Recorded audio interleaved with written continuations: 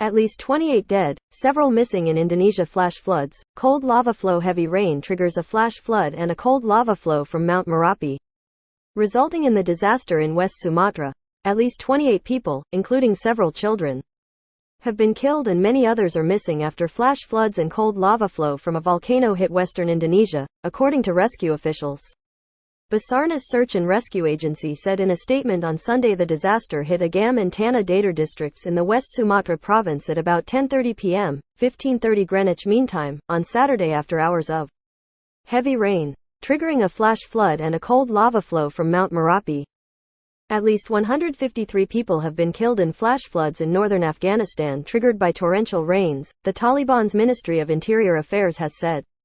On Saturday, Ministry spokesman Abdul Mateen Khani put the number of injured at 138 people in 3 provinces, the Reuters news agency reported. The United Nations World Food Programme, WFP, said the floods have killed more than 300 people in the worst-hit province of Boglan, where more than 1,000 homes have been destroyed.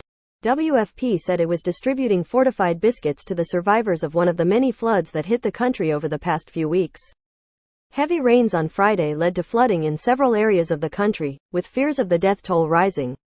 Zabihullah Mujahid, the chief spokesman for the Taliban government, said in a social media post on Saturday that hundreds have succumbed to these calamitous floods, while a substantial number have sustained injuries, apart from Boglan.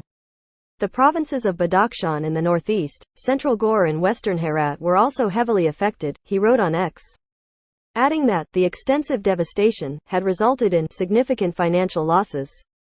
The UN's International Organization for Migration, IOM, told the AFP news agency on Saturday that more than 200 people were killed and thousands of homes were destroyed or damaged in Boglan alone.